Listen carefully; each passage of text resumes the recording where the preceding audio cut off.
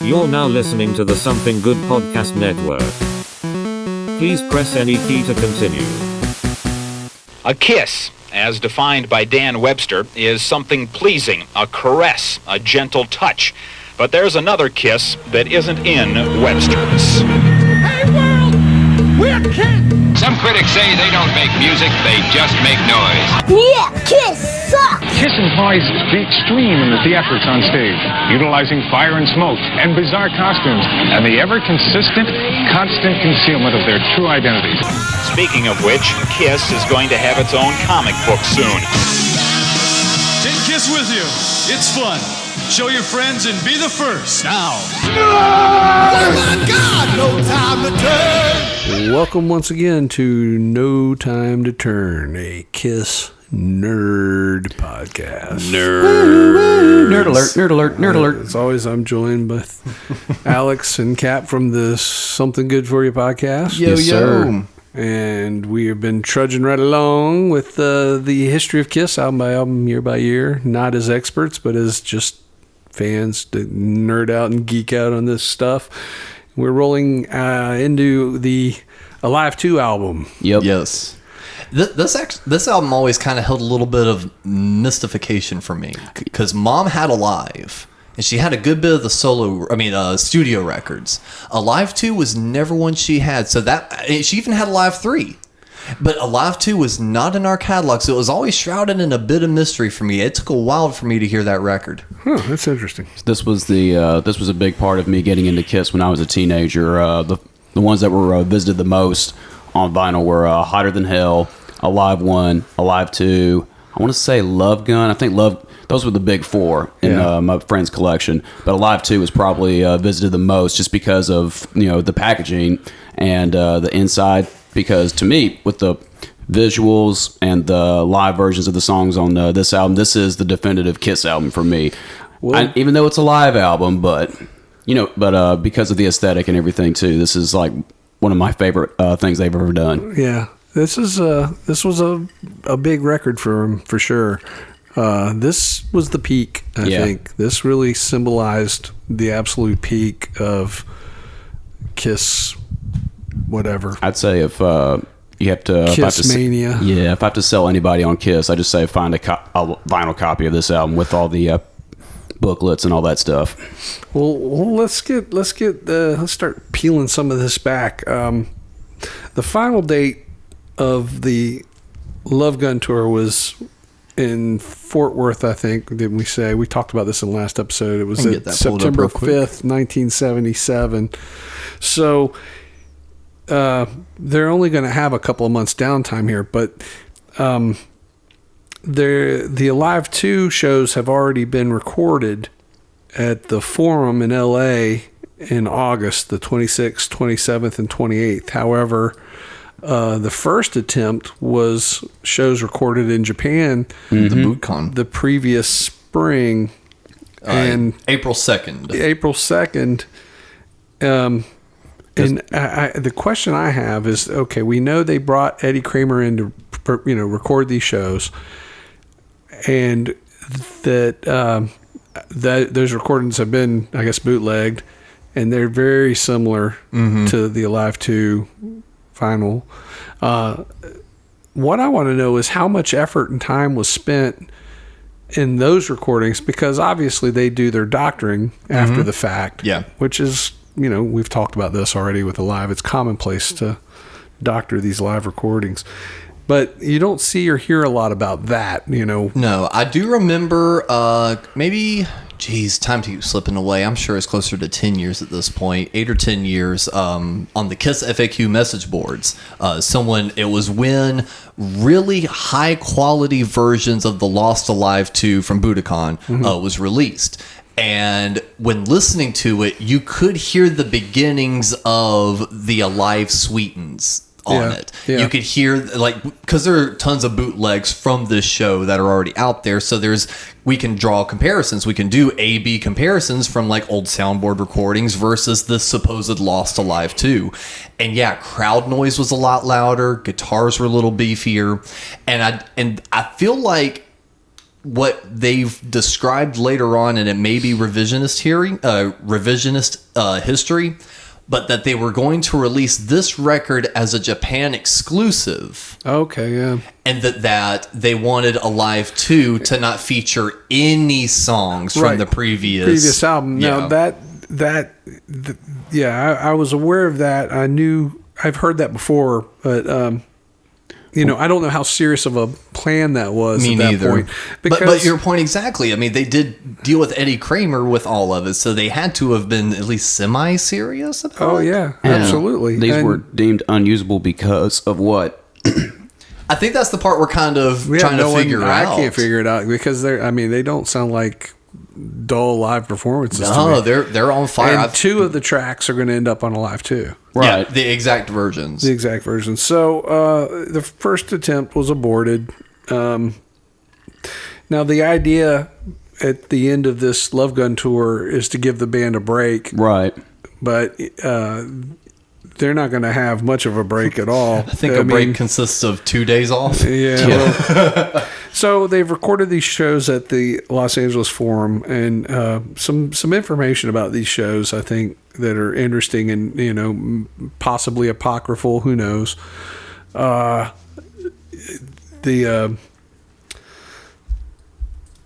just a lot going. I mean, this is the peak. It's promoted by a guy named David Forrest, and his production company's called Fun Productions. This is the same guy that did the Anaheim Stadium show the year prior. Okay.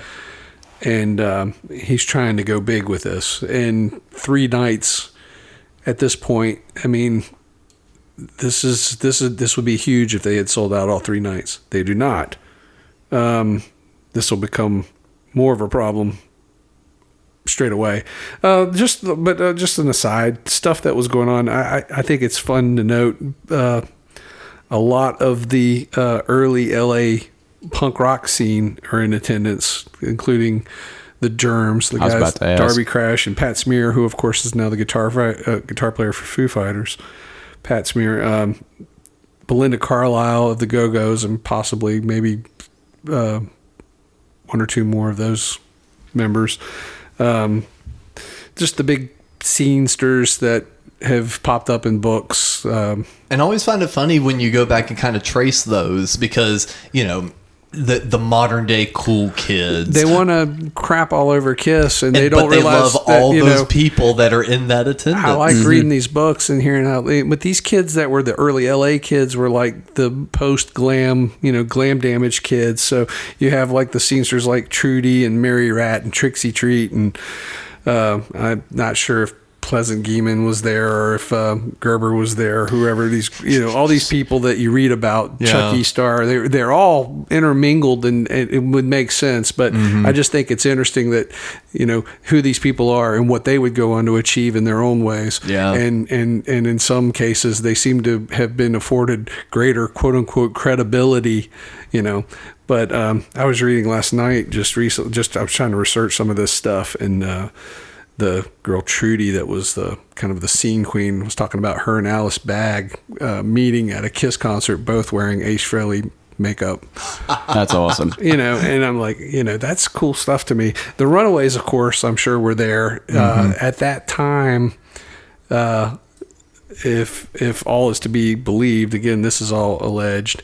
Bill Aucoin's offering to manage the Runaways, provided they drop Kim Fowley. Oh. And he's offering it. He's dangling $50,000 over their head. And he's like, I'm not going to pay another $50,000 to make Kim Fowley go away. Yeah. Which is interesting because, Kim Fowley through a back channel has provided, at least one song for Kiss that they're playing in their set on this show. They obviously don't go for it. I don't know the story behind all that. And again, who knows? That's, as with all things LA, you got to take it with a grain of salt. Right. But, it is kind of fun to go down that little mental rabbit hole, though. If Casablanca had signed Runaways, what would they have done with them? That, because they would have been the only second rock and roll act Casablanca had. Well, they had Angel. Yeah, I know. So And- they're but really they- the second rock and roll act on the label. I But think as a Bill- band with a gimmick too, kind of, sort of. yeah, you they know? were more gimmick, and they, and that's more up Neil Bogart's alley because now I've got something I can package and promote. Exactly. Yeah, I think who knows. That's one of those weird you what know? ifs. Yeah, I mean, obviously in the end it all worked out for at least one of them, Yeah. but the one of them that it worked out for, she ended up getting signed to Boardwalk Records, which was Neil Bogart's next record label. Oh, okay. He's the one that signed her. Interesting. I didn't know that was Who Connected, but yeah, I knew it was Boardwalk. So it's just interesting to see the kind of the germination of all this happening. And then one more of the cool kids is completely opposite end of the U.S., but always still get a kick out of finding out that like the Ramones wound up being friends with like people like Peter Criss and would like go out to shows and shit like that. Yeah, I mean, I don't think that the snobbery existed on that level as it did on the fan level. That makes sense.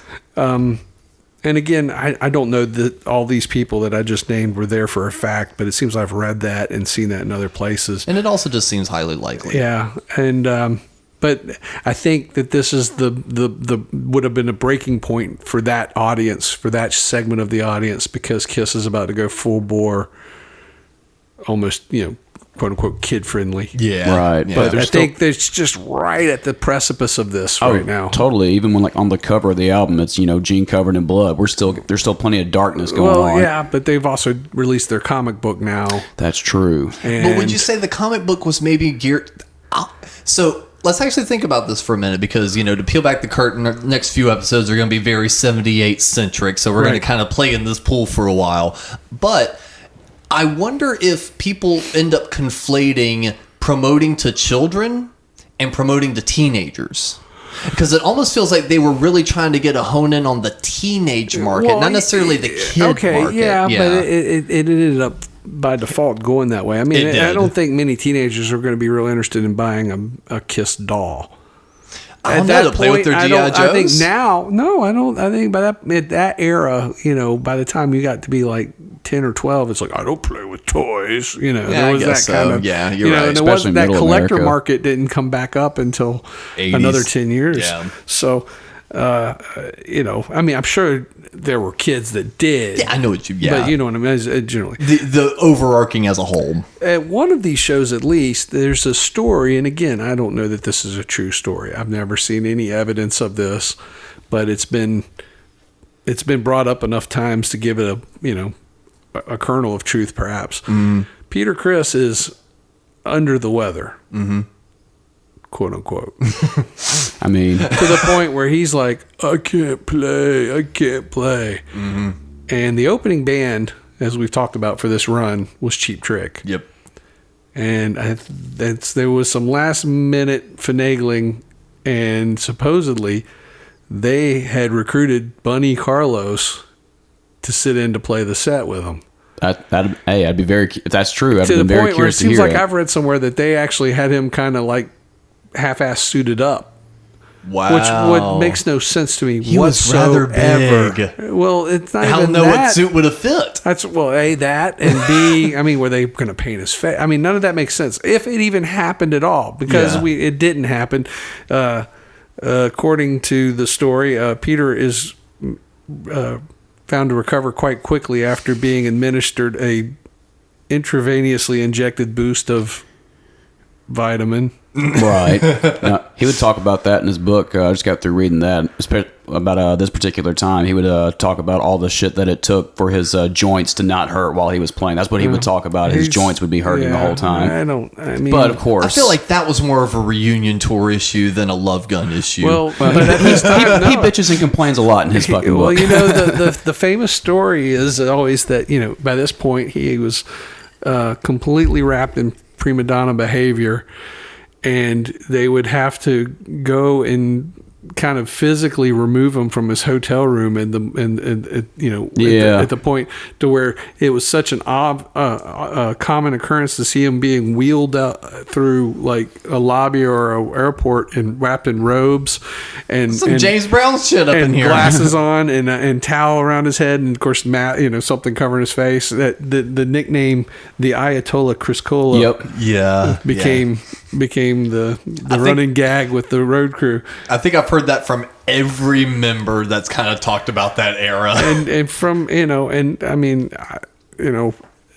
again, this is all he said, she said stuff, but I mean, the reputation was that Peter was not easy on the road crew or easy on anybody, really. He was high maintenance.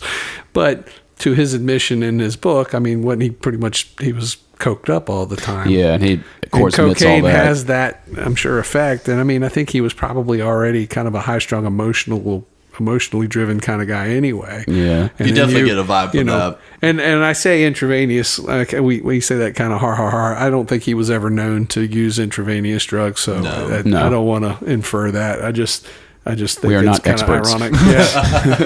Yeah.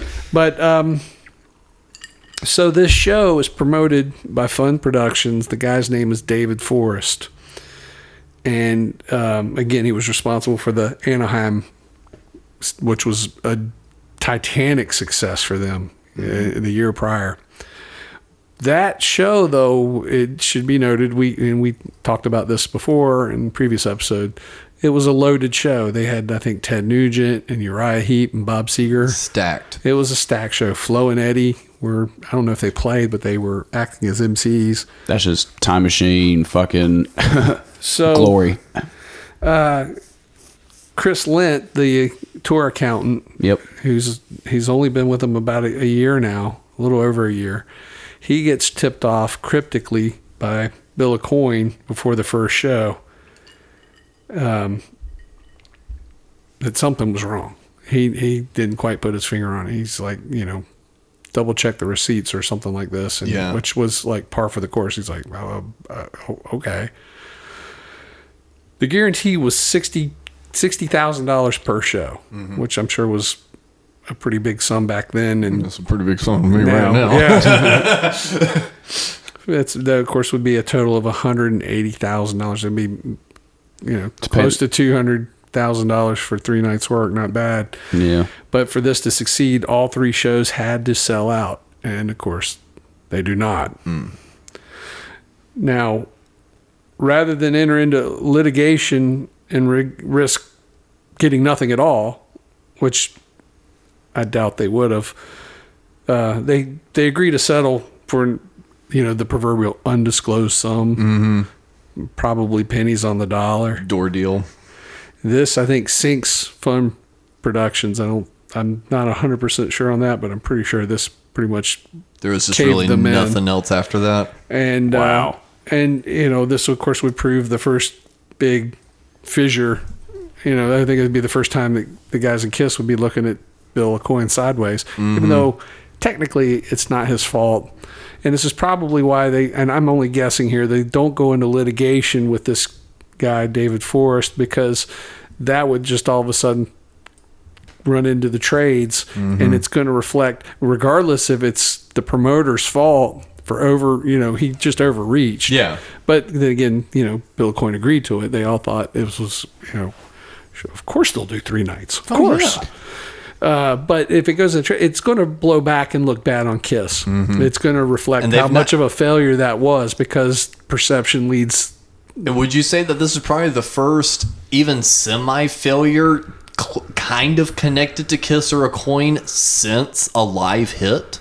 Because I don't think they've really had any other. They've skirted it. I think they've always tried to run a little bit harder and a little bit faster than they really were fueled for. They were just all about taking chances. And it was they're still taking some big chances here, because again, it's all about perception here. And a 3-night stand at the one of the most celebrated arenas in the country. I mean, we're talking about it today. But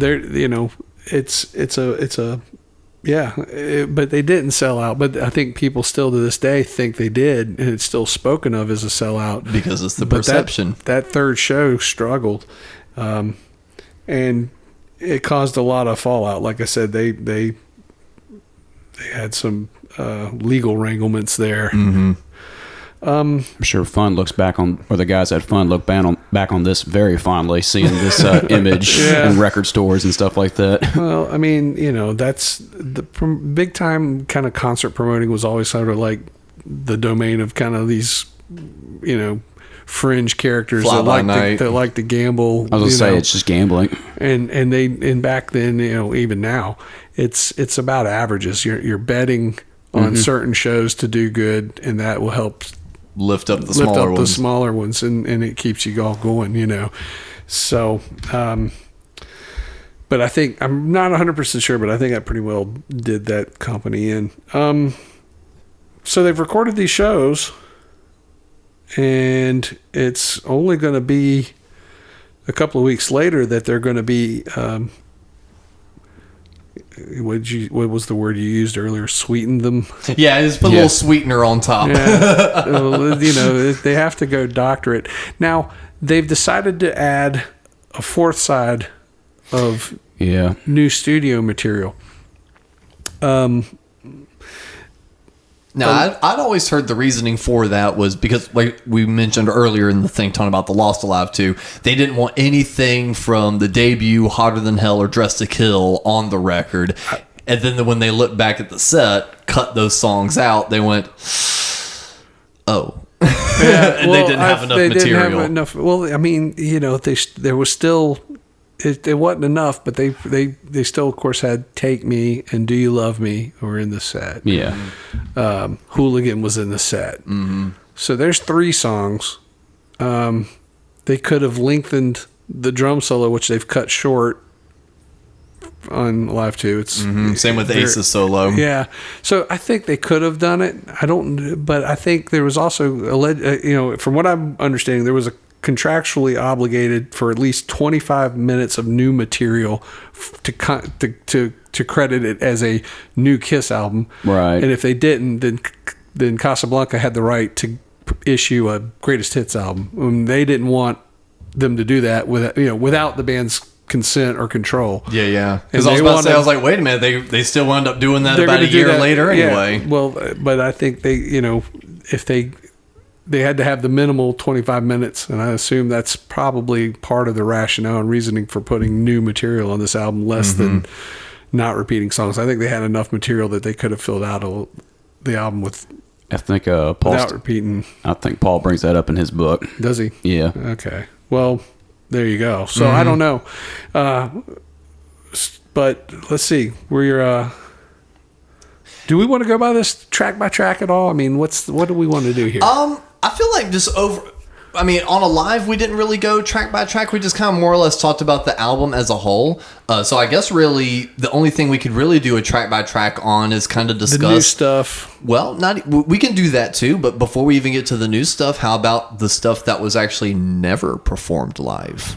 Right. But it's on a live record. Well, that's what I was going to get to here is that from the information I have, they cut the basic tracks for this. They've added Tomorrow and Tonight and what's the other one? I'm losing my brain. Hard Luck Woman. Hard Luck Woman. Yes, thank you. Yeah, because they were sandwiched right beside each other. I was just pulling it as soon as you said Hard Luck Woman. Down, and I don't know why I'm looking at I Stole Your Love is they've talked about they recorded these at Soundcheck. They did not. They recorded I Stole Your Love at Soundcheck. Mm-hmm. Right. But I think that's the only thing that. What about I Want You? So yeah, Cat is bringing that one up because I have a theory, and I swear it is. I've A/B'd them, and there's only small changes in between. The Kiss box set that came out in 2001, there on one of the discs there is a sound check for I Want You, and it sounds eerily familiar. All it's missing is the crowd noise, and maybe they redubbed one guitar kind of thing, but it sounds like the bare bone track of it. I could be wrong. Well, I Want You supposedly is one of the tracks that came from Japan, and maybe they recorded that at Soundcheck in Japan. Maybe. Who can I know say? it gets so, but yeah, Kiss fans listening, it's on Spotify. You don't have to find it out there. It's right there. Beth was from the Japanese set as well. So those are the 2 holdover tracks. I Stole Your Love was allegedly, I guess, recorded in Soundcheck. Now, again, who knows how much of this has been doctored up. I thought it was funny, though, the reason they kept that version of Beth is because they didn't do anything to the audience for that song. The crowd just was electric. Yeah. As soon as they heard that piano kick in, everyone just... Well, I think that was, Japanese audiences were a little more. Mm-hmm. Yeah, but then they get real quiet, Yep, Then they're like, it's like the cheer audience. and then pay attention. Cheer, pay attention. So they've recorded these basic tracks. See, some of this doesn't make a lot of sense to me because it doesn't sound. It's like if they've recorded this at the same time they're doing the studio tracks, it doesn't sound the same. Which I wonder if that was a conscious decision to be like, let's actually make sure these guitar tones and drum tones don't sound exactly the same. Maybe. Right. I don't know. That's one thing I've noticed about Kiss, and I don't know if we've talked about this before, is that, one thing that you don't think about this when you're young, obviously, but Kiss did not have an identifiable sound. Every album has a different sound.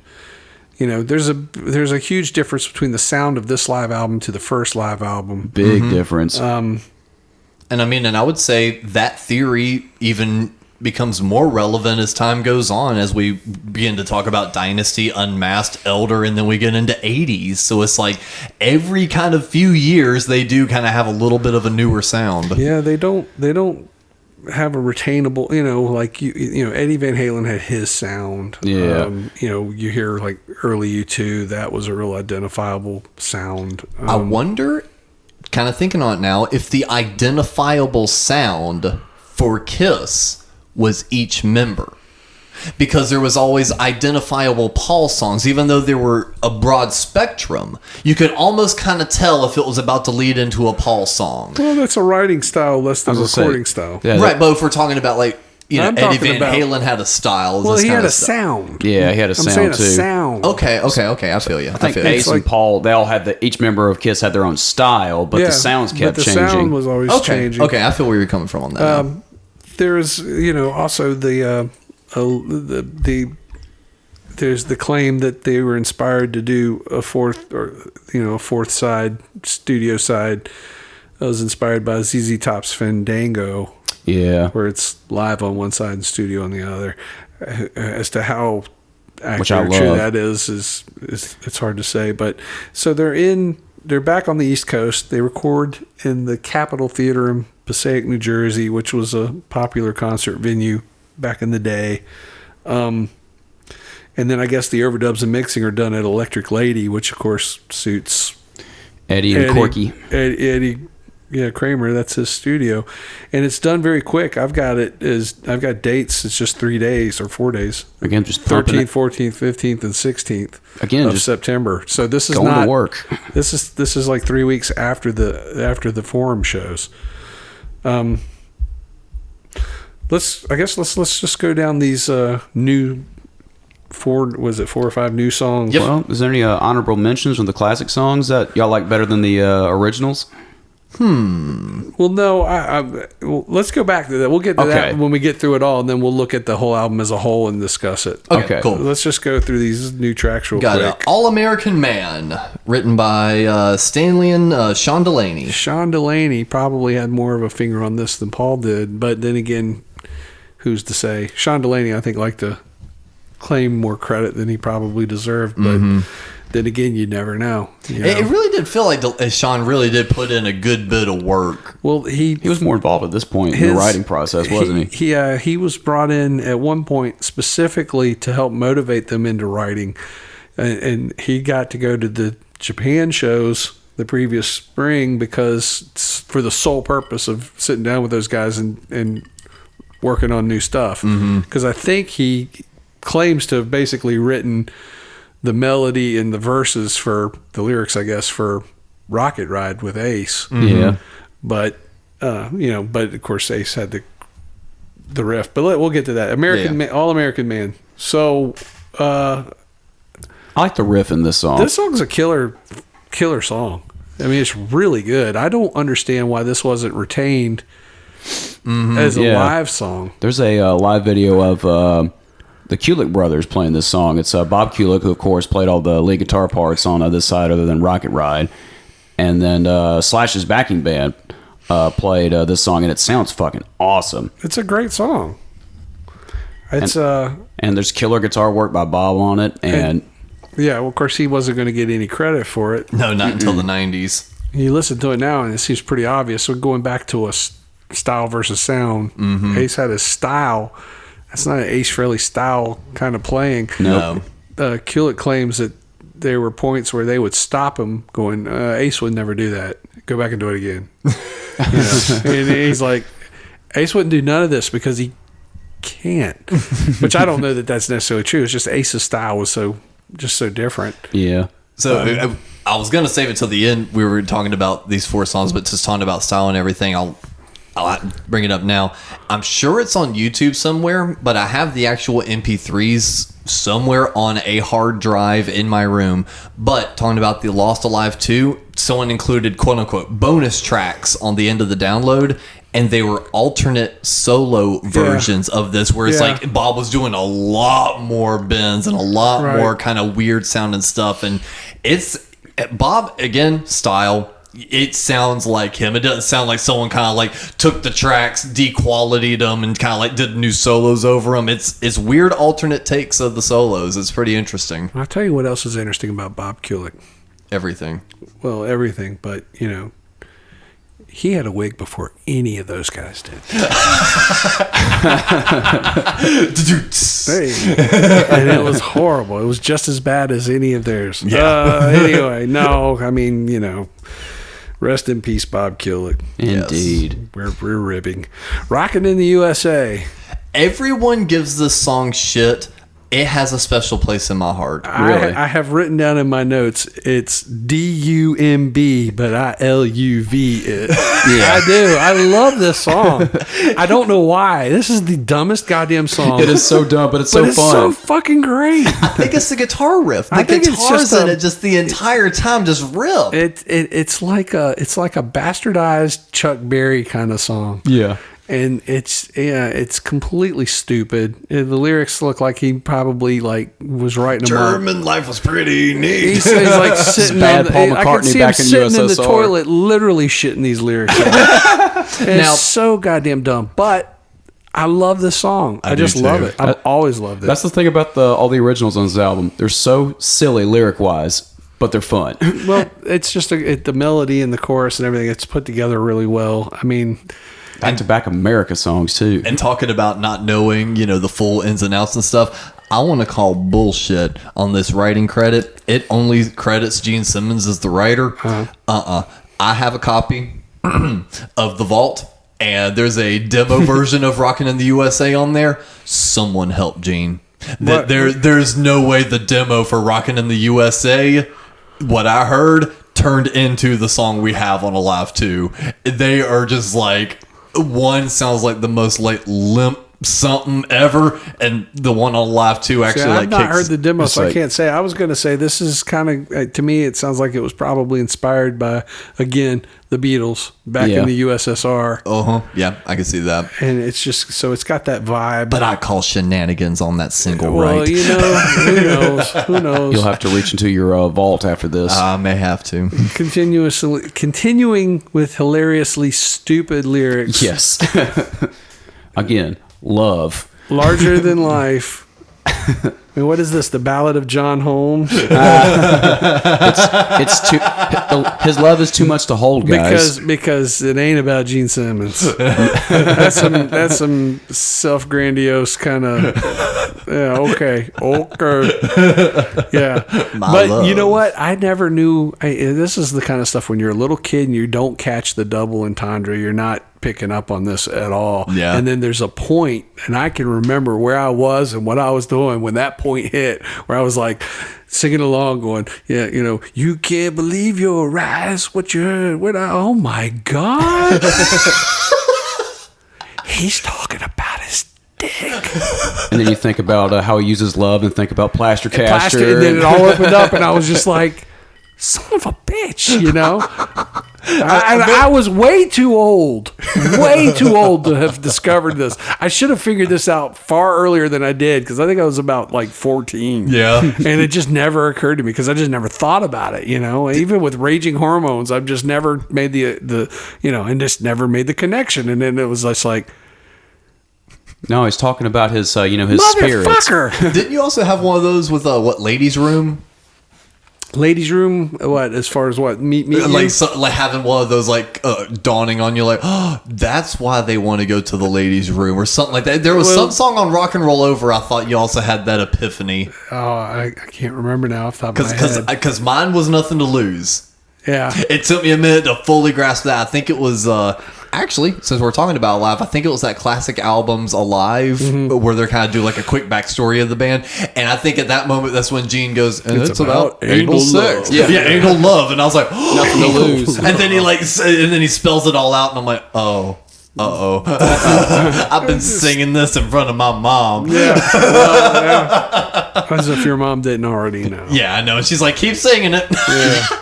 Just like he has no clue. Larger Than Life, though, honestly, and this may become a shock because we hadn't discussed all the songs on here.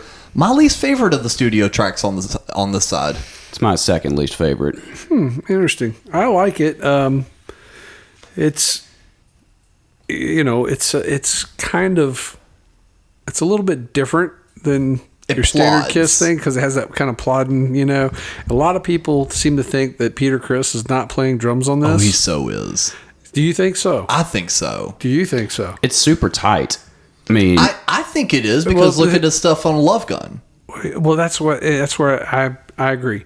I think he does too. I think if he hadn't, because at some point Eddie Kramer made a comment that he thought maybe that Anton Fig was already in the picture here at some point, but that's the only time I've ever heard that mentioned. And this was cut at the same time they did the same session they did Tomorrow and Tonight.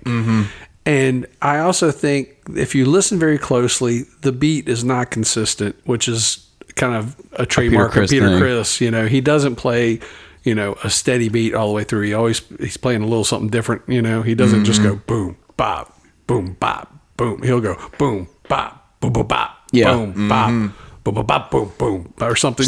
He's manic jazz thing. Yeah, it's not a steady beat all the way through. I think it's him. I really do. And I think it's the little things like when it's like can't be so whoa no, and then it's the little drum fill. Yeah. That certain little skip beat I've heard him do on other things, and it's just that sounds like a Peter thing. Yeah, I was actually debating this recently with a friend of mine, and he seems to think it is not, but. And because of those fills. And I'm like, well, those fills to me are similar to a certain degree. I mean, not the same, but it's kind of a similar vibe as like the opening fill for Shock Me. But then I'll help your friend out. Think about Rip It Out. The little drum fills on that right before the solo when it's doing the little walk up. Well, I don't think it's the same. But anyway, I agree. Yeah. I don't think it's Anton Fig. I think it's Peter. I think Peter just, people want to shit on Peter for some reason, and this. And honestly, the only thing I feel like we can honestly say against Peter is, he was just a bit of a prima donna, but drugs can also be a huge factor in that. And I don't think that he was probably, as I think it's problematic for guys that don't generally want to deal with that stuff, but again, how often and how frequently would have a lot to do with it too, because if he had one or two meltdowns on a tour, it's easier to remember those one or two meltdowns. If he was doing it every single day, then I could understand they might have more of a point, but I kind of think it's probably and honestly, the everyday thing feels more like an Ace problem. I don't know, but I mean, at the end of the day, you listen to these bootlegs that exist out there, and they're not. It's not like they're inconsistent. No. So I don't know, but I think this is a strong track. It's kind of dumb, but. It's fun. It's funny. I think it's meant to be funny. Yeah, it's big. It's big sounding for sure. Was it larger than life? Oh, boy. I should have seen that one coming. Considering how big it is. Oh, boy. But, too much to hold. Sorry. Cool solos. Yeah. But that's all, again, Bob Kulick. Yeah. Because, we're at a point now where Kiss are never going to record anything, the four of them together again. Yep. Which is very kind odd. of really odd because obviously you're not going to be aware of it for a long time. Rocket Ride. Love this song. Another set of goofy lyrics, but goddamn it rules. Yeah. No, seriously, I love this. I think one of my favorite Ace like verse intro riffs, that burn it. I love that. And actually in our band, the fill-ins, I kind of lifted that style a little bit because he does the Right. and it's just walking your fingers up those 3 frets across the strings. And I reversed it in one of our songs, Long Way to Go. I just went do do do do do do do, and it's such a fun little trick. I tell you, again, according to Sean Delaney, this is Ace's riff, which, but it's probably Sean Delaney's lyric and his idea. And Yeah, because it almost feels... Some of the lyrics don't seem like Ace kind of lyrics to me in a way, but, in a way they do because it's always been his. But I don't think he would have came up with something like Lady Space. Yeah, that I feels don't almost... know, that but- almost feels Polish, Oh, which it does, would kind of send but it to Sean Delaney. again, he's up there Right. partnering in with these guys, and he's all probably makes partnered sense. in more places than he's even been credited for. Mm-hmm. But The phaser effect on that riff, though, it's like you Well, don't hear a lot of effects out of Ace. I think he's using a talk box on this, Mm-hmm. but he's not using it in the way that we've been hearing it. So you've got Because it's almost like a wah, but Yeah. it doesn't have that same effect almost that a wah like does. almost like a cocked wah, Yeah. or maybe the voice box thing. It But does he's kind of give not it a... doing Sweet Emotion. He's not doing Peter Frampton. He's No. just doing. I don't know what he's still just getting kind- that. He's probably just... There's that still kind kind of of an hollow tube there. that tube kind of quality to it, or whatever. Yeah. Honestly, kind of thinking about it, we all watch Kiss. We watch their stage presence. Ace, when he really gets into that solo, really kind of does what we call now the duck lips kind of thing, like almost like the kissing face. The guitar face. Yeah, I wonder if... The poo face. Yeah, I wonder if it was almost a thing, because with Ace being into technology, if it was a thing of like, just put this in your mouth and play the solo like you would, and like his natural Well, mouth I mean, the riff is movements. played that way, though. Yeah. It's played that way all the way through. I was thinking more or less the solo, Yeah. because the solo is where there's a little bit more of that wow. There's a lot of wah in that Yeah. solo. Yeah, I don't know what all he's using is, but there's a lot of effect on it, and I agree. It's a little unusual because Ace doesn't seem to use a lot of effects in his stuff. But it's And kind of gives it the something spacey else- vibe. And something else that shows up in this song that we also don't get a lot, that I don't think can really go underappreciated. We get a fast little Peter Criss studio solo. Mm-hmm. And I That think ending. that's cool. At the very end of Rocket Ride, he does like Oh, a yeah, little... the big fill at the end. Yeah, but it's almost like a little 15-second little drum solo. Like everything cuts out. It almost kind of reminds you of like a Car Jam 81 situation. And I think that's really cool because we don't get a lot of super clean Peter Criss drum solo stuff like that. Well, again, going back to what I said about All American Man, Ace doesn't get to retain this song into his live set for a long time. Nope. 10 years at least. And it's a cool live song. And this song you would think would have carried over to the following tours, which we'll discuss here in a minute. But let's finish this out. Any Way You Want It. See, this is my least favorite track on the original side. The reason it's not my least favorite is I am a sucker for Gene and Paul harmonies. And you've got Gene and Paul singing the verse. They are really good at that. Yeah, and that's the one thing that really always draws me in on that, especially the "It's all right, it's all right." They're it's really all good right. at that. It's really underrated. It's an underrated,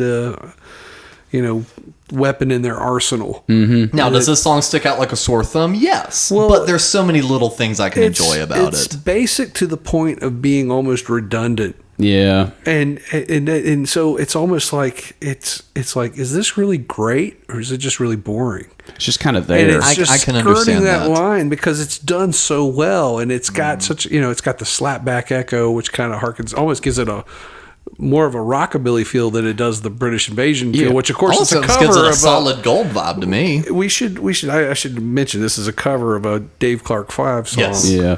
But why would you follow Rocket Ride with this on the record? Well, you wonder if they had just ran out of ideas here, but I think the original plan, and this goes back to something we talked about in the previous episode, was they were going to cover Jailhouse Rock.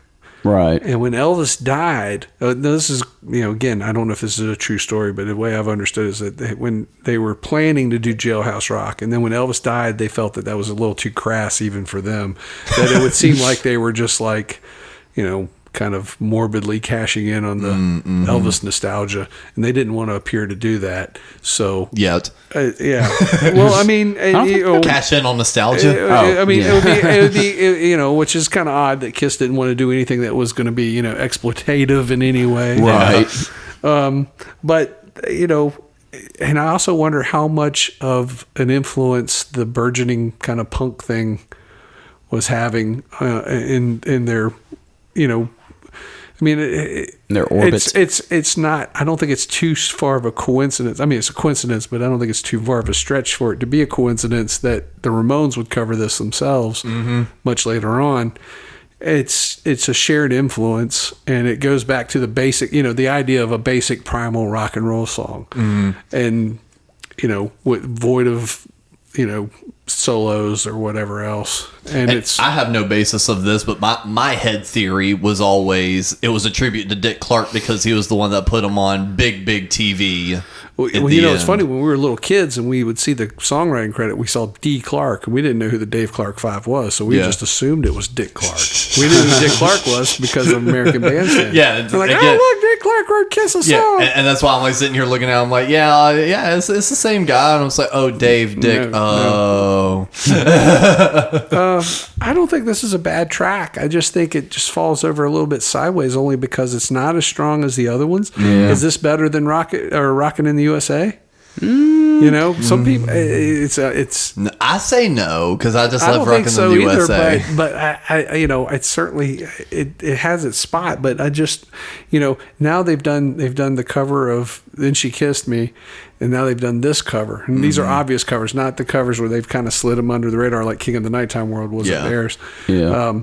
These are just blatant obvious covers, and you wonder, okay, what are they just running out of ideas here? Why, we know there was material. There's so much of these, unused songs that are coming up into light now through the bootleg market. With the Paul and Gene making the final decisions as to what makes the cut, or heavily vetting all this material. Who knows? I don't know. Well, obviously, I mean, at this point, I'm sure Paul's the only one playing guitar on it. Yeah, actually, it does say that Paul's the only one that did guitars on At Least Any Way You Want It. So. But, the harmonies are there, the song's on point, and it's it's just a little bit of an anomaly, and it seems kind of a weak track to close your big live album with. But another interesting note, everybody that has their song on the record plays bass on it. Ace plays bass on Rocket Ride, Paul plays bass on Any Way You Want It. All American Man? I see. No, I didn't have All American Man, but that was kind of the thing that was happening there, where like if it's my song, I'm playing bass on it. Like we see that more on Unmasked and a lot of follow-up records after that. Mm-hmm. Now, and I will say that talking about a way to end your second double live record. Something else that's pretty interesting that I don't know. I've always noticed this in songs. I always get drawn in by little moments, like a band all three of us really like, the Super Suckers. They've got a song that, like, right before the guitar solo, there's this really cool little jazz fill, and it's like that's made me immediately love it. The way they end this song, Gene does a walk down, and Paul does a walk down, I suppose, if he plays bass on this. He does a walk down, and then he hits a certain broken chord that sounds so cool, and it's like you really don't hear that a lot in Kiss songs, and it literally does like a boo-doo. That goes back to, again, like I said, that kind of rockabilly vibe. Yeah, it was a common kind of So again, an interesting literal note to leave the record on. But the Beatles would do that too. They would do that on the end of tag ends of songs like that. One that comes to my mind immediately is I've Just Seen a Face, and it has the same kind of a bling at the end. Yep. But so overall, let's look at this as now an overall album. There's pros and cons. Yeah. I would say, let's take it per side. Yeah, I think that'd work.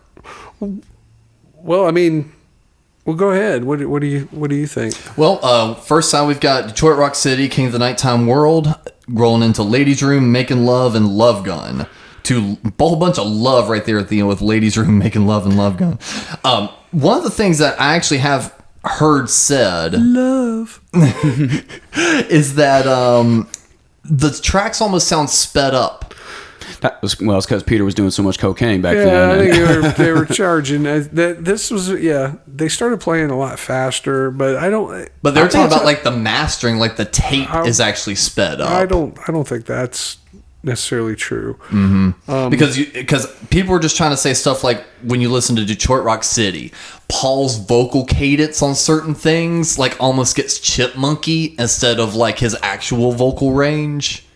I don't know. I never really thought that. I mean, I can see where you say like I feel like they're playing. Yeah. Oh, they're definitely playing faster fast. tempo. I kind of like that though. I kind of like the extra BPM, kind of vibe with all the songs on here, especially on this version of Love Gun, where especially how he ends it too. It just kind of like takes it up a notch and just gives it a whole other. Especially now that we have like the whole band playing Love Gun and not using that Love Gun vocal during Ace's solo. And favorite track on this side, I'd have to say Ladies Room because of the reasons we were saying right here, the BPMs. This song all of a sudden becomes a lot more enjoyable for me, a little faster. Well, it's interesting, I think, to note. I like to say it's interesting now because that's what Paul Stanley says anytime he's getting ready to feed you a line of bullshit. The great thing that's interesting about Kiss. It's like, so you're going to have Tommy Thayer sing "Shock Me." Well, it's interesting. It's like it's like here it comes. No, it's not interesting. It sucks. It's a bad idea. Why are you doing it? But it's interesting because, and he's going to lay down some bullshit. It's self-serving. Anyway, but it is interesting here to note that the album opens with Detroit Rock City, which was not the set opener. Yep. I Stole Your Love was the set opener. I was sitting going like, what was it? Detroit Rock City was played as part of the encore set. Yep. And it was the opener for what? Rock and Roll Over. On that tour still. I think for Destroyer and Rock and Roll Over, they were still rocking out they did Detroit open Rock it. City. They opened it prior, right. and they've returned to this in the order. Now, whether or not, I don't know. I don't think they played it in this order when they played it at the. I don't think any of this was really in order as it was. This is in very the much set. cut and moved around. Oh, and actually, and to start the record, isn't this the legendary story of the announcer didn't say "Kiss" clearly in the vocal booth, so Gene had went in and went "Yes." We talked about that on the tour at one point. They had Eddie Belandis go to a bathroom. Yeah, and do it several times. You wanted the best. You got the best, and it didn't hit and punctuate the way they wanted. And supposedly Gene just came in behind him and did it the way he wanted it. Yeah, that's fine. That's not that big of a deal. I think though, for a lot of people, that was. I know for me, like I can remember the very first time I ever heard this record. I remember where I was and what I was doing. Same. And I can remember. I remember, and I think I've talked about this before. It was first song, Detroit Rock City. I can remember it was raining outside, and I was in my brother's room, and I understood the lyrics enough that I caught that this guy's gonna die. And when you're like 6 years old, that's a heavy concept. Oh yeah. You don't. Rock and roll's like, oh, boy meets girl, and I'm in love, and you think about that kind of from your little 6-year-old perspective or whatever it was. I was 5, 6, 7, whatever I was, and here it's like, this guy's gonna die. Yeah. It's death right up front. First song, and it's just like it was spooky, and that just added to the idea. In that time, there was so much you didn't understand or know, and you had to fill in the blanks with what you thought you knew. So Kiss was scary. Oh yeah, for a kid that's young, there was still something scary about them. And of course, we know they're going to deliberately soften that image, but at this point in time, it's still kind of a scary proposition. It's like I have a proposition. That's an interesting proposition. Shit. That's interesting though. I had a similar experience with Black Sabbath about it being feeling uncomfortably scared by the content of like the lyric and all that. But here you are now, huge Sabbath fan. Oh, I know it. It gets It left an impression. Yeah, I mean, it gets to a point where you kind of outgrow all that stuff, and you're just like, okay, right. And then it's like almost like it elicits an eye roll. But of course, but we're context 50 years and all after that, the too. fact, you can't look at like anybody trying to sell any kind of satanic image without thinking Spinal Tap, man. You know, it's like it's just not. There's nothing. I can remember seeing the first time I heard of Marilyn Manson. Somebody showed up wearing it was a T-shirt, and instead it was the Salvation Army logo, but instead of Salvation Army, it said the Satanic Army, and I just was like, whatever, dude. That's so weak. That's done, dude. Does that really still sell? Come on, that's never gonna work. And then a year later, Marilyn Manson was huge. I was like, what the fuck? This guy is such a fucking paint by number obvious bullshit, man. Who buys Influenced by this shit? Kiss. And apparently a lot of people, yeah. I mean, you know, whatever. But you know, so we're going to side 2. You've got it opens with doesn't it, Dr. Love? Yeah. Christine 16, Shock Me, Hard Luck Woman, and Tomorrow and Tonight. So the two songs that were added after the fact, dummied in as live tracks. I don't think they ever played either of those songs live.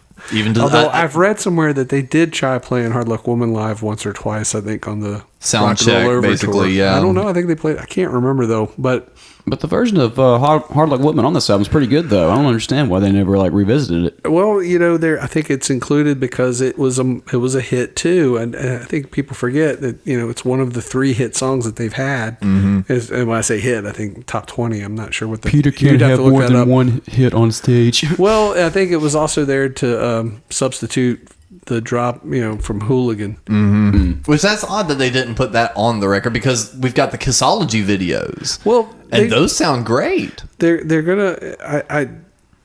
It just seems like to me that, you know, for all of the you know, we're going to push it as a 4-wheel drive. Each member has their own thing or whatever. It's like the more opportunities you give each guy to shine, the more democratic it will feel. Right. And you can see kind of obviously from hindsight, you can see where maybe Paul and Gene are kind of strangling that control away a little bit. And I don't know how deliberate that was or to what end, but obviously Hard Luck Woman was included because it had been a single and it had done reasonably well. Yeah. It wasn't a big hit or nothing, but it was a song that people, you know, I think there was probably that kind of thought where if they look at this track listing and they're like, oh, there's songs I know, you know, because Rock and Roll All Night's not on it. Yep.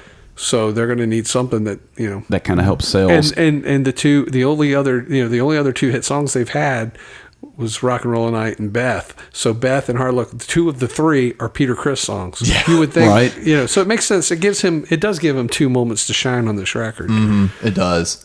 And with the inclusion of Tomorrow and Tonight, it just goes to show how much that song would have ripped live. I don't know why they never did that. It just perfectly shows right there it would have worked. That they could have pushed that as a bigger, you know, maybe it could have been a bigger single. I don't know. I think it was released as a single, and I think it just didn't.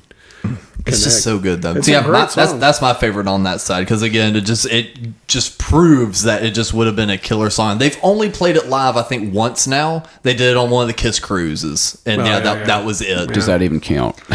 Well, that's the only time Barely. they ever actually catered to their own audience. Yeah. If you're willing to drop a couple grand to go on something, then they'll cater to their audience. The rest of the time, they assume that nobody there knows anything about them, and they've just come to see them blow shit up, which is Cirque annoying. du Soleil with music behind it. Yeah. Anywho, Side 3. Oh, actually, what was y'all's favorite on side 2? Oh, I don't know. I mean, I like the version of Christine 16 on here, actually. Yeah, I do. I think we get Cookie Monster Gene on that one. Yes, we do. I never understood where he kind of went with that. I mean, I do understand it actually, where he goes more into the growly, but it was all about the immediacy of that moment in the live situation. Yeah. But so I'm not crazy about, you know, either one of those, Calling Dr. Love or Christine 16 in these recorded versions. I think Shock Me is the strongest track on this side. We got the Peter solo, or no, we got an Ace solo on that one. Yeah, we got Peter's on Dr. Love. I mean, God of Thunder. Good God, I can't talk today. No, Shock Me was like one of those where like my best friend from high school had that track as a benchmark of guitar playing, without a doubt. Oh, absolutely. Then on our final live side, we got I Stole Your Love, Beth, God of Thunder, I Want You, and Shout It Out Loud. Probably the most representative of the actual tour. Absolutely. Representative? Yeah. See, I already said I can't talk, y'all. Best moment of the record, though, the moment where on God of Thunder where the drum solo's over with. Gene comes back in with his vocal and and it cracks a little bit. Where it's like, hi! Well, yeah, but that's kind of cool because that's something they didn't doctor. They could have easily doctored that. Oh, They yeah. let it go because that gives it that live feel. Yep. Yeah, So- that is an odd little squeak from Gene, though. That's, that's all right though, and I that love never it. has bothered me. But I think I don't know. The beginning of it, I don't know where that comes from. It's part, I guess, of his little blood spitting part, but. Yeah, I think that's what that was all about. It sounds like something different. It does. I don't know, but I like it. I like it's very atmospheric. I think, And I like when Peter uses the gong. Yeah, there's not a lot of that stuff that to me that's atmospheric on this record, but we'll get to that in a minute. So out of this side, I Stole Your Love and Shout It Out Loud are the best. I think I Stole Your Love is really an underrated song in their whole thing. I do too. But I don't think that any of their other drummers could play it as well as Ace did. I mean, as Peter did. I'm passing it on to you. There you go. Thanks, man. So, I just, there's such a good feel on that, and they play it so well. But what's weird to me is there's no counts.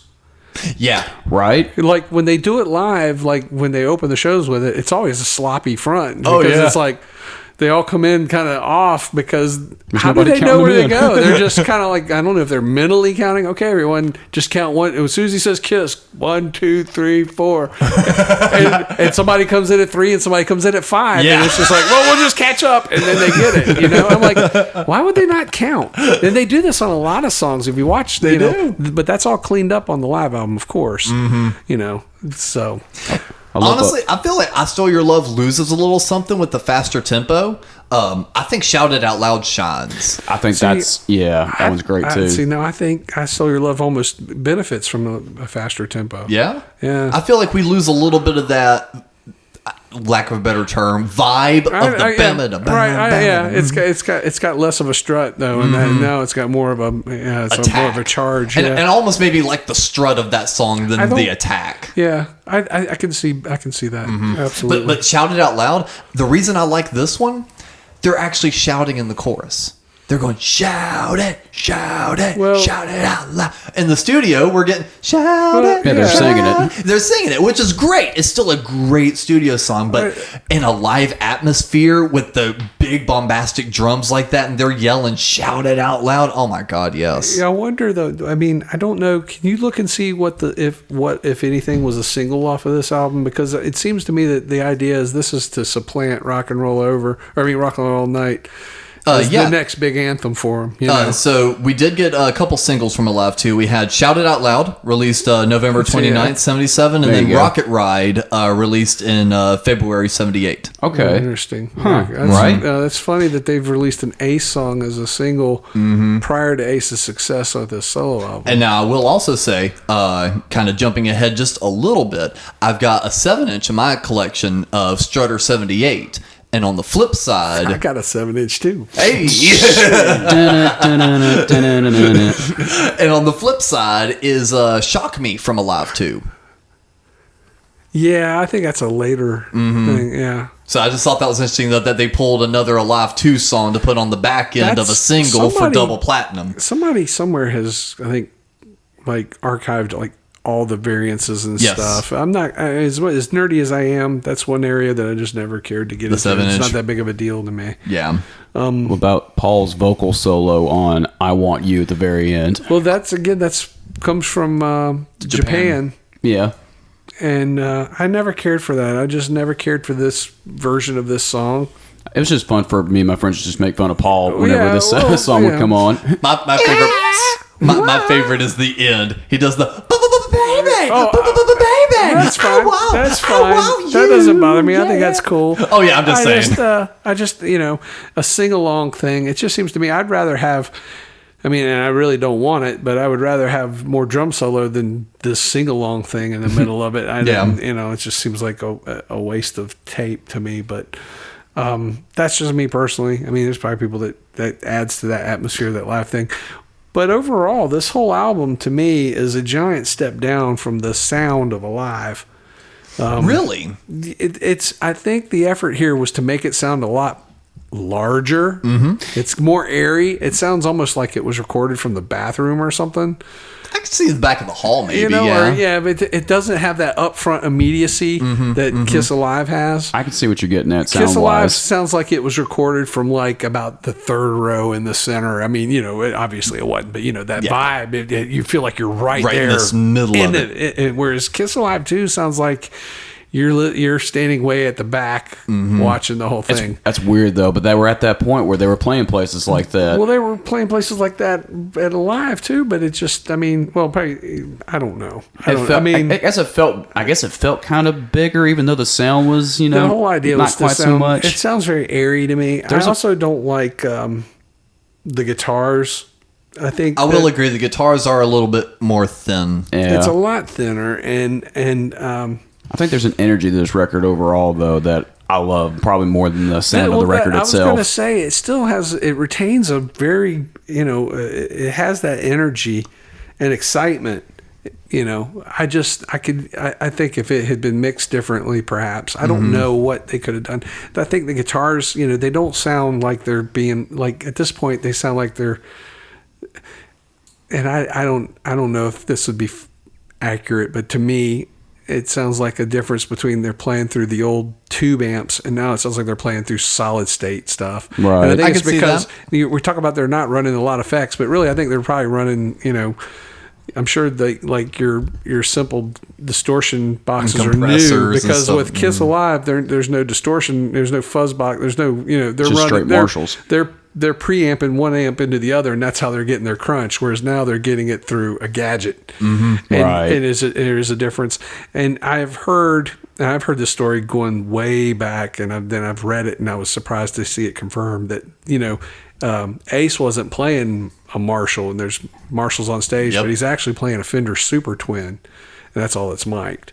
Huh. And but he's probably running some sort of new would now be a very simple, probably inexpensive distortion pedal, a Boss or something. But back then that was probably state of the art, new thing, and it just it has this sort of, but the way they've got it dialed in, it just sounds processed, and it doesn't sound as beefy and muscular. It sounds a little more steely and thin. That's a hell of a revelation as a guitar nerd too, because you associate Ace Frehley with Marshalls and stuff like that too. Well, I think that was not uncommon. I think Ted Nugent did the exact same thing. Yeah, he had those twin reverbs. So, but it just sounds so much thinner, and it sounds so much more airy. That's the best word I can come up with. Far away, like you said, it's from the back.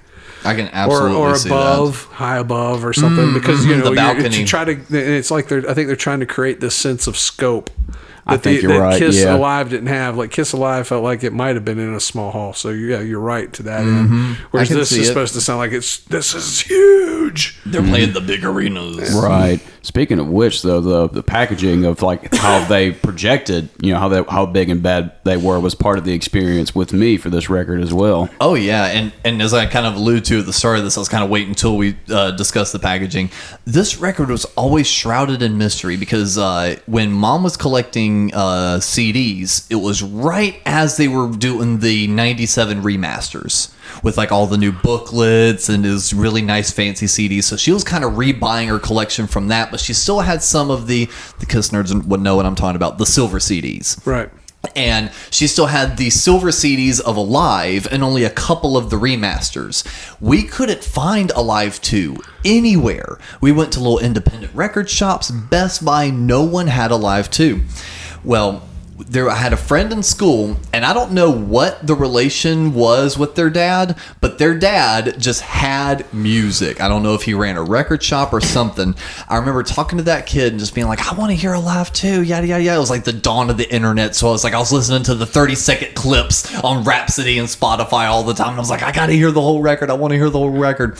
This kid was like, oh, my dad likes Kiss. He's got a whole bunch of CDs, this, that, and the other. And I don't know what I said to make this happen. The kid lived only a few blocks away from me.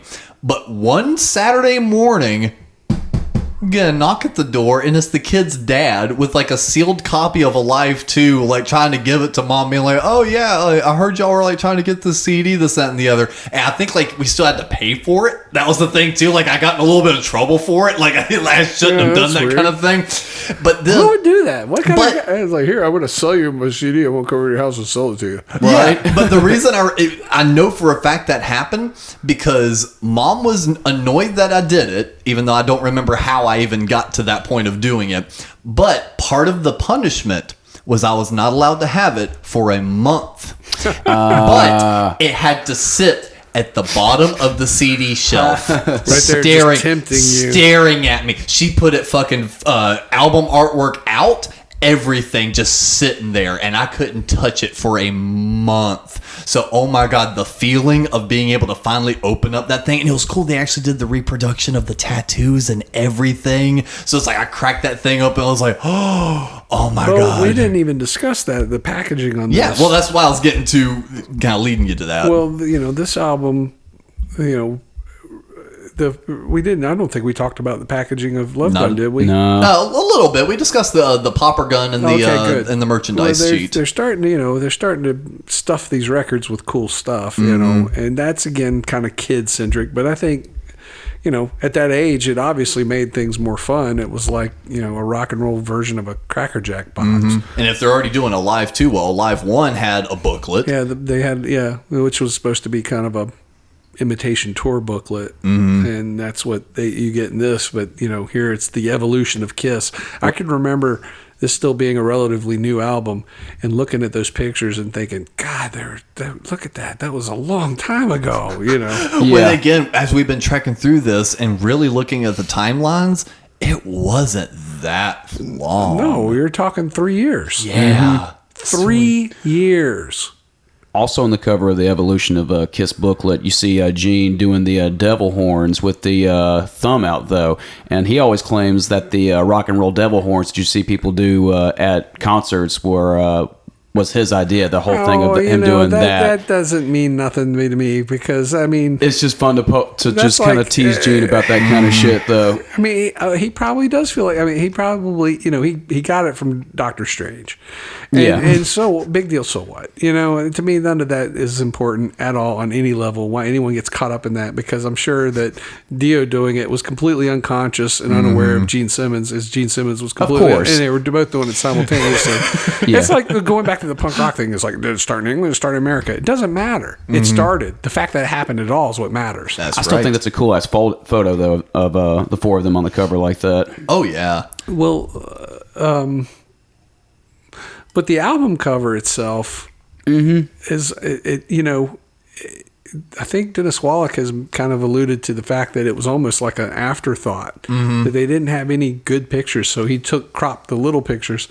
You know, now it's iconic, but you look at it back then, it's kind of like, what a waste of space, you know? And I don't know the photographer's name because, of course, I didn't, you know, looked up that because, you know, that would have been smart to do. I wouldn't do that. But I had always looked at Gene on the front and back cover, and the blood always looked weird to me. Oh, because the way it was resting on his nose and everything else. Because you didn't know he would be shaking his head, flinging it all over everything, right? I knew that, but it's like I saw so many videos where it would just be almost like from like the lip line down to the chin. Right. I never saw it go like so much all up on his face, and I'm sitting here going like, they photoshopped that. They added that, and especially because it was like so bright and vibrant, and like it just seems so fake.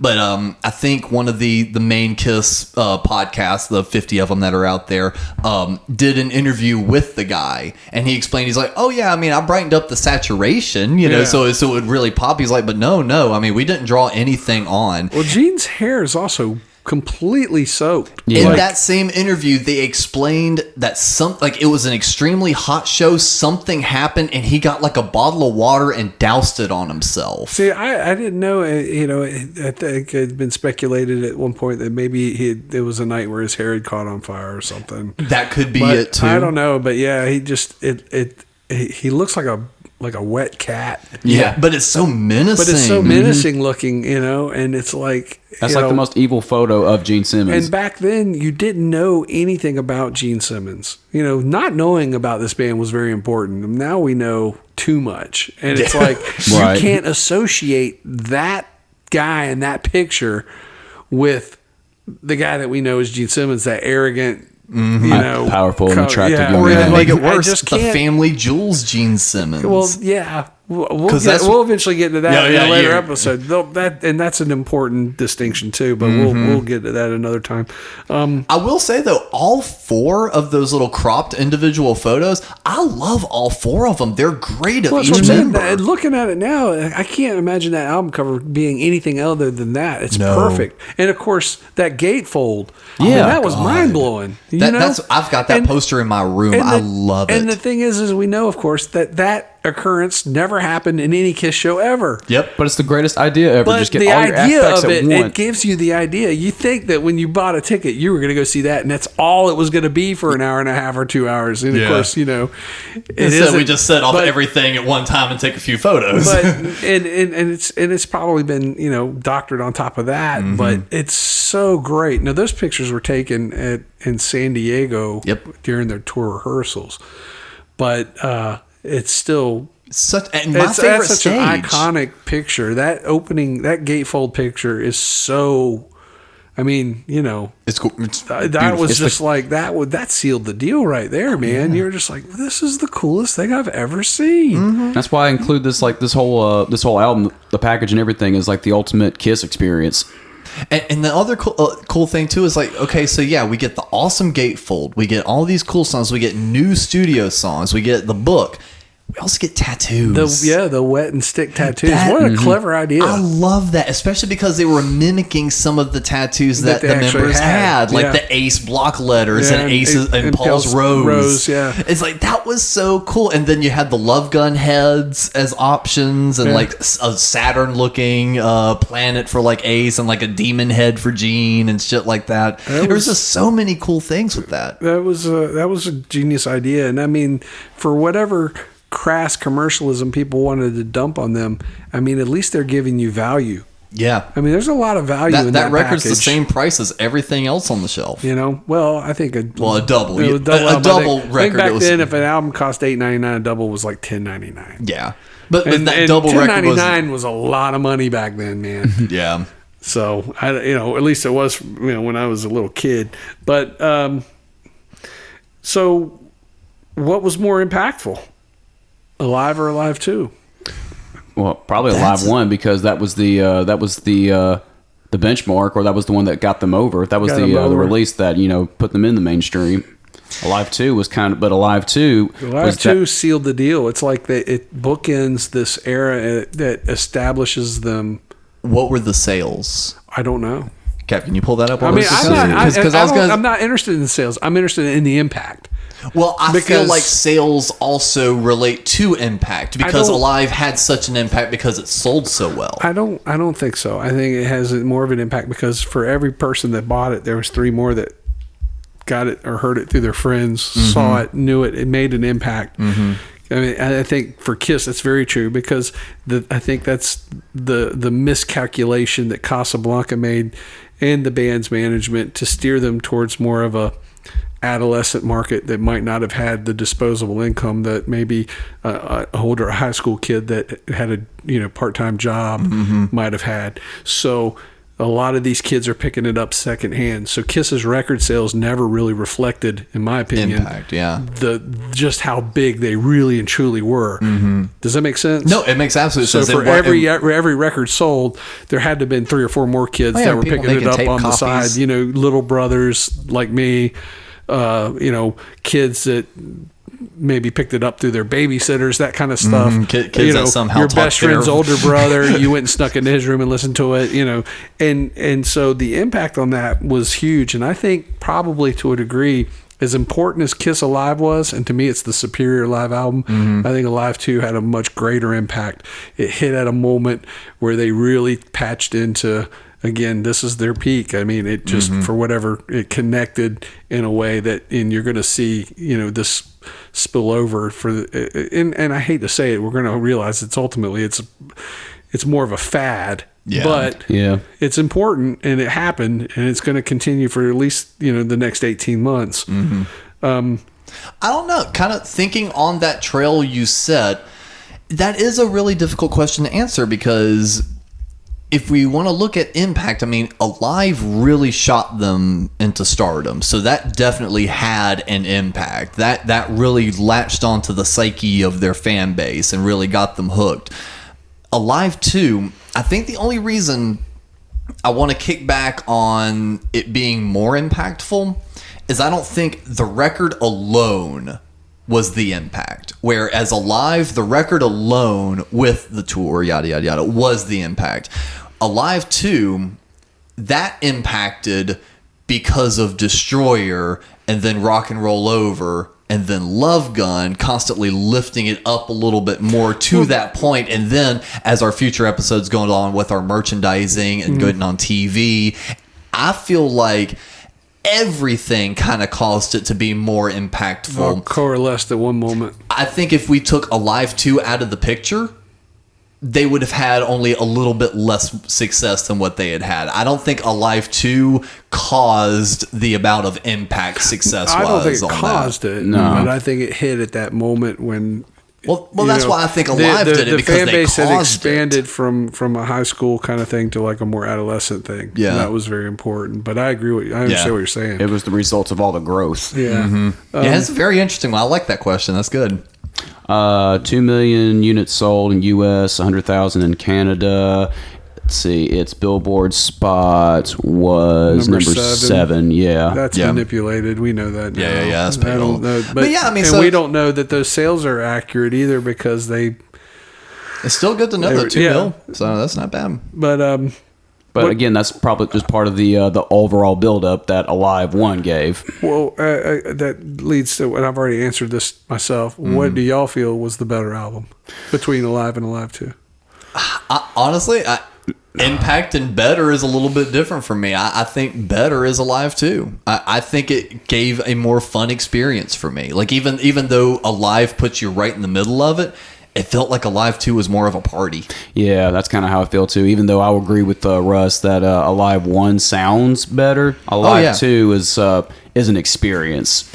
And not to say that Alive 1 isn't an experience. Oh, it absolutely still is. But Alive 2 was kind of, especially from when I was getting into Kiss as a teenager, just seeing all of that, the Bloody Gene on the cover, the gatefold with the fire and everything too, all the booklets and all the little extra things.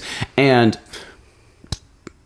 all of the song choices and the energy that whole that every song has as well too. So I don't know. That's just one thing that we always revisited that as opposed to a lot of the tracks on Alive 1. Well, here's where I'm going to zip you both because we talked about this at Alive.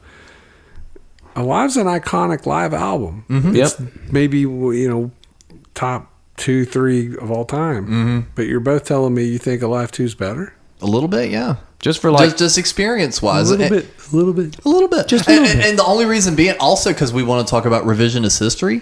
I feel like Kiss has pushed Alive on the fan base more than Alive 2. I think that's only because it did bring them to the dance. I feel like if Kiss themselves, Kiss Alive 2 is the dance. Does it make sense? Oh yeah, exactly. Actually, that sums up perfectly what I was trying to say. That's really good. I like that a lot. Yeah. But no, I feel like if Kiss themselves embraced Alive 2 a little bit more, I think the fan base would kind of swell up and be like, it's not that bad of a record. Because what did the main fan base say their favorite record is? Destroyer. Yeah. Well, what is the record Kiss pushes all the time? Destroyer. Right. So I think that the current status of Kiss is what Kiss pushes among the fan base. So from that alone, I really do still think Alive 2 is the more fun record. Alive may have more hits, but I think Alive 2 is more fun. It was absolutely a vital record. I mean, I think that it really sealed the deal for Kiss, and like I said, and it's a perfect cycle: three records, live record, three studios, live record. This is the last record where it's a hard rockin' party for 99% of the time. Well, and then this is set up supposedly to give them a rest. They're going to tour ostensibly in support of this album. They don't play anything off of it as far as the new stuff. So I always looked at the Alive 2 tour as really just an extension of the Love Gun tour. Yeah. And they took a break. This came out, and it's part of the cycle. They kind of did the same thing with to me, this is Dressed still to Kill part and of Alive. Yeah, this is still the cycle of Love Gun. They change a few songs in this set, but the tour, this costuming, the staging, everything stays the same. Yeah. It's only 2 months later that they're back out on the road again, and they'll tour straight into the spring of '78. So it's all part of their cycle that they're already doing anyway. Yep. We get some really good footage from the end of the year. They professionally archived the shows at the Landover, or at the Capitol Center in Landover, Maryland, Largo,